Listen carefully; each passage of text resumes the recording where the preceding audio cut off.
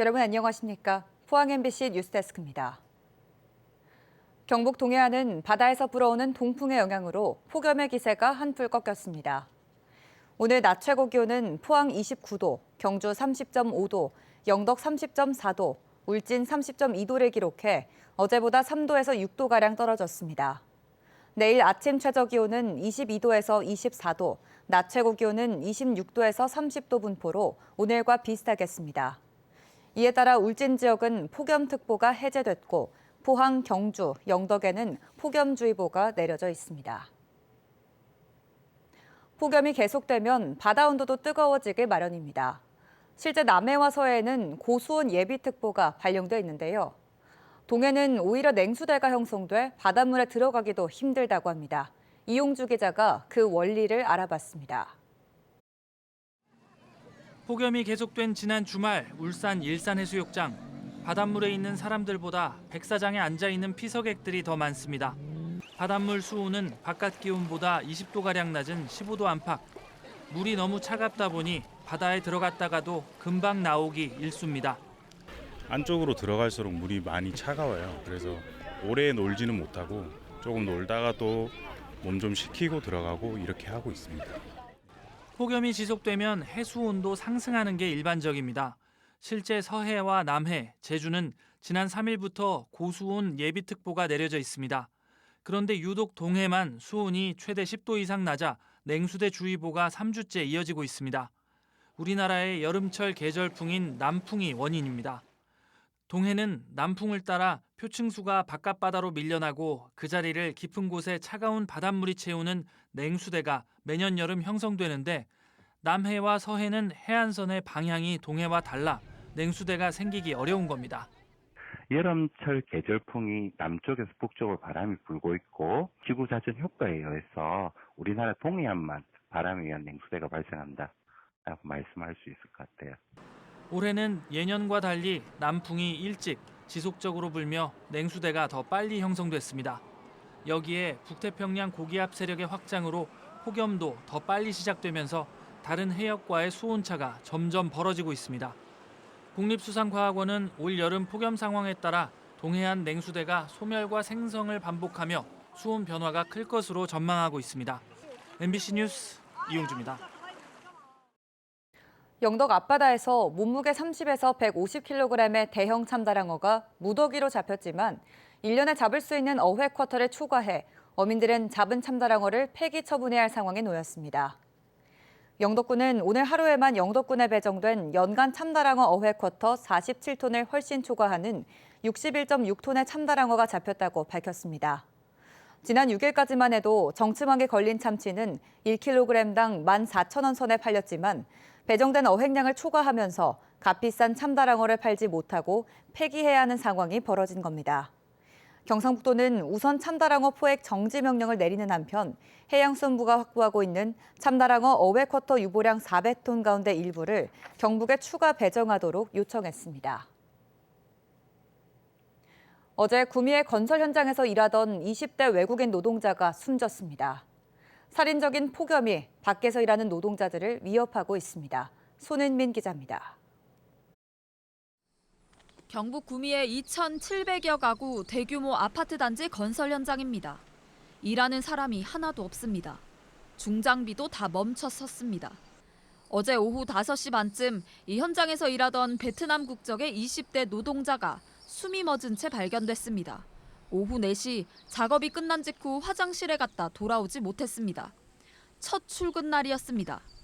화장실 간다고 했는데 이제 돌아오지 않아서 연락도 안 받고 화장실 가는 도중에 이제 쓰러진 것 같은. 발견 당시 남성의 체온은 40.2도. 소방당국은 온열 질환으로 쓰러진 걸로 의심하고 있습니다. 사고 당일 구미의 한낮 기온은 38.3도까지 올랐습니다. 숨진 남성은 이 현장에서 오전 8시 반부터 일한 걸로 파악됐습니다.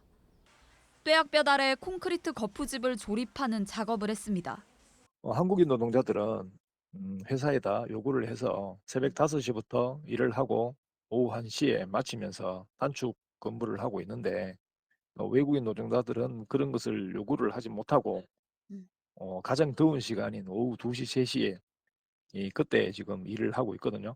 작업을 멈추게 하고 쉬게 해줘야 되는데 노동당국은 해당 사업장의 옥외 작업을 전면 중단시키고 현장에서 폭염 안전수칙이 잘 지켜졌는지 조사하고 있습니다. 올해만 대구 경북에서 182명, 전국적으로는 977명이 온열 질환으로 응급실을 찾았습니다. 숨진 사람은 7명입니다. 온열 질환자의 81%는 건설 현장이나 논밭 등 야외에 있다 쓰러졌습니다. 살인적인 폭염이 밖에서 일하는 노동자들을 위협하고 있습니다. MBC 뉴스 손은민입니다. 포항시 내 야외 물놀이장 5곳이 순차적으로 문을 엽니다. 오는 12일 형산강 야외 물놀이장과 포은 어린이 물놀이장을 시작으로 15일에는 농경 철기문화 테마공원 내 어린이 물놀이장과 도음산 산림문화수련장 물놀이장, 한마음 다목적공원 물놀이장이 개장합니다. 포항시는 모든 물놀이장에 안전교육을 이수한 안전관리원을 배치해 안전성을 높이겠다고 밝혔습니다. 포스코 포항지철소가 혹서기를 맞아 근로자들의 온열질환 예방을 위해 관리 강화에 나섰습니다. 포항지철소는 체감온도에 따라 폭염 위험도를 구분해 단계별 휴식 장소 및 시간 매뉴얼을 제공하는 한편 휴식 시간 준수 여부에 관한 관리 감독을 강화하고 있습니다. 또한 아이스박스와 생수, 휴대용 보냉백 등 혹서기에 필요한 물품을 충분히 지원해 온열질환 예방에 힘쓰고 있습니다. 경주시 동물사랑보호센터가 지난 2021년 설립된 이후 유기동물 보호를 위한 거점으로 자리 잡았는데 지난해 유기동물 입양률도 37%로 전국 평균치를 크게 웃돌고 있습니다. 하지만 고의적인 반려동물 유기행위가 사라지지 않고 있어 성숙한 반려동물 문화 정착이 시급합니다. 김형일 기자가 보도합니다. 지난 2021년 설립된 경주시 동물사랑보호센터입니다. 주택가나 야산 등지에서 구조된 유기동물 100여 마리를 보호하고 있는데 반려동물로 입양할 새로운 주인을 기다리고 있습니다. 지난 한 해 경주 지역에서만 1,300마리의 유기동물이 구조됐는데 고의적인 반려동물 유기 행위는 줄어들지 않고 있습니다. 최근에도 캔넬에 강아지 2마리 담아서 길거리에 버리고 가시는 경우도 있었고 유모차에 고양이들 담아서 저희 센터 앞에 이제 유기하고 가시는 분들도 있었는데 아직 반려 문화가 조금 덜 성숙해진 것 같아서 저희는 좀 더 나은 반려 문화가 자리 잡았으면 좋겠습니다. 지난 3년간 경주 지역에서 적발된 반려동물 불법 유기 행위는 8건으로 엄중한 처벌을 위해 모두 경찰에 고발 조치했습니다. 경주시 동물사랑보호센터는 유기동물 구조 보호 활동과 함께 반려동물의 입양도 큰 성과를 거두고 있습니다. 지난해 경주시 동물사랑보호센터의 유기동물 입양률은 37%로 전국 평균 27%를 크게 웃도는 수치입니다. 또 동물사랑보호센터의 시설 개선과 함께 유기동물 수용 능력을 2배로 확장하는 공사도 내년 말까지 완료할 예정입니다. 부족한 환기시설이라든지 냉방시설을 조금 더 보수를 하고 증축을 통해서 현재 보호 마리수 100마리에서 100마리를 추가해서 총 200마리를 보호할 수 있는 규모로 만들고자 합니다.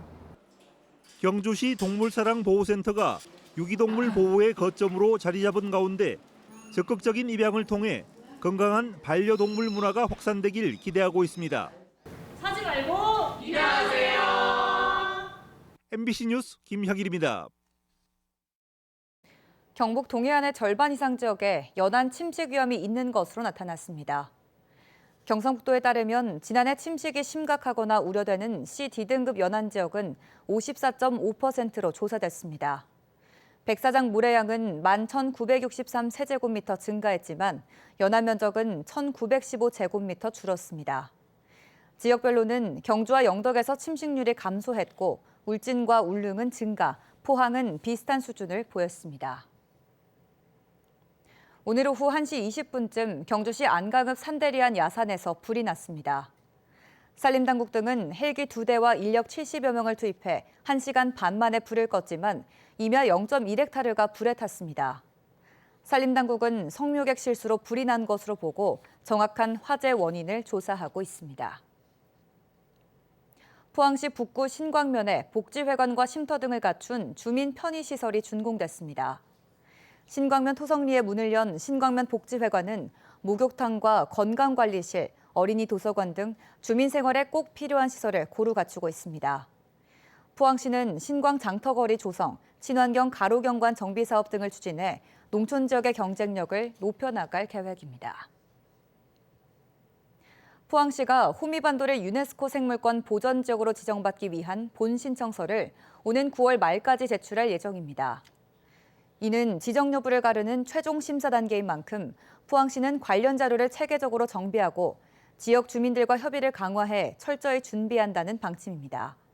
시는 지난 2월 말 유네스코 한국위원회 생물권 보전 지역 지정을 위한 예비 신청서를 제출했으며 5월 말 예비 신청서가 공식 통과돼 본 신청 단계로 진입하게 됐습니다.